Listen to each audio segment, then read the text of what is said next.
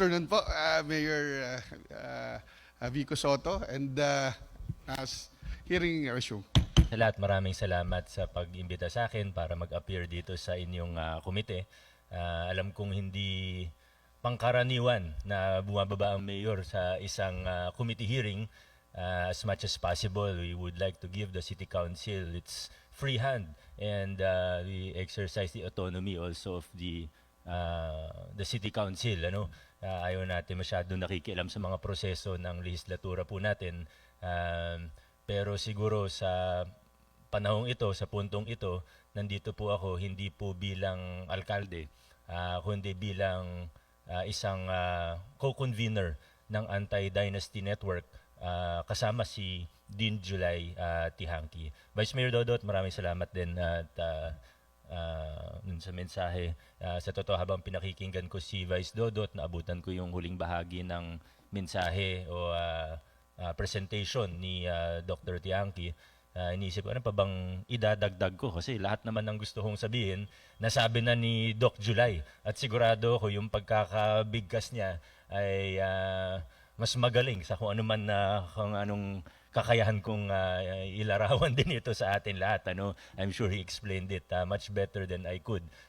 Pero ganun pa man, nandito po ako para ipakita ang suporta, para pahayag din ng konting mensahe ng suporta sa ating anti-political dynasty law in general, and of course this resolution being heard in the City Council, urging our national legislators to prioritize the enactment of a law that prohibits political dynasties in accordance with our 1987 Constitution.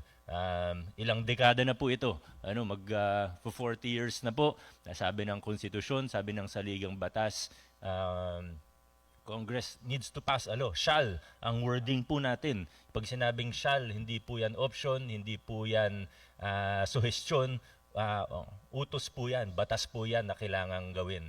Nagtatagal lang po siguro kasi may una, gaya ng punto ni Doc July, karamihan sa mga nasa Kongreso ay bahagi ng dinastiya. Pangalawa, madaling magtago sa mga tanong na kagaya ng ano ba talaga yung ibig sabihin yan? Ano ba yung definition? At sa pagtatalo, ay dumarating lagi sa punto na magtatapos na ang Kongreso o natatabunan na ng ibang issue hanggang sa nagkakalimutan na. Kaya siguro ito na yung tamang panahon para isulong talaga natin itong batas na ito. Ito na siguro yung tamang panahon para pag-usapan natin ng pag-usapan. Sana ma-pressure ang ating Kongreso na once and for all, ipasa na po ang isang anti-political dynasty law. Excuse me po. Siguro ang pinaka-obvious na tanong, alam ko na discuss na rin naman kanina, pero siguro okay lang naman po ulitin ng konti. Ang pinaka-importanting tanong ay bakit ba natin kailangan ng isang anti-political dynasty law? Kasi yung mga tumututol po dito, lagi nila pong sasabihin, demokrasya tayo, malaya tayong pumili ng kung sino natin. Pag sinabi voice of the people, dapat kung sino yung gusto nila, dynasty yan o hindi. Yan ang laging argumento. Laging sinasabi, karapatan yan, karapatan ng tao na tumakbo, karapatan ng tao na bumoto o hindi bumoto sa isang kandidato, kung sinong pipiliin natin. Pero ang punto po natin dito, at nakikita na, malinaw naman po yung literature, malinaw yung pag-aaral dun sa mga sa datos, yung correlation ng kahirapan sa presence ng political dynasties, pagka okupado ng dynasties ang mga posisyon sa isang lalawigan, sa isang LGU, mas mataas talaga ang incidence ng poverty. Hindi natin nilalahat, may magagaling din siguro, may matitino din siguro na galing sa dynasty, pero kailangan tingnan natin yung pangkalahatan. Kailangan tingnan po natin yung buong larawan o yung buong... Bakit? Muli po, ang tanong, bakit ba natin ayaw ng political dynasty? Bakit natin kailangan ng batas laban sa political dynasty? Ang nilalabanan po talaga natin dito, ang tinututulan ng inaayawan po natin sa pamamagitan ng isang anti-political dynasty law ay hindi po isang individual, hindi po isang pamilya. Hindi po specific people ang tinatarget dito, hindi po specific families ang inaayawan natin. Ang inaayawan natin, ang nilalabanan natin, ang tinututulan natin ay ang concentration of power in the hands of a few families. Dahil pag nakita po natin, ito ang sitwasyon natin sa Pilipinas ngayon, may ilang pamilya na hawak po talaga nila lahat na sa totoo, humihina ang demokrasya natin dahil hindi nagkakaroon ng tunay na choice ang mamamayan. Dahil hawak po nila lahat eh. Isang LGU, magkamag-anak ang mayor, vice mayor, congressman, mayroon pa silang konsehal na kamag-anak.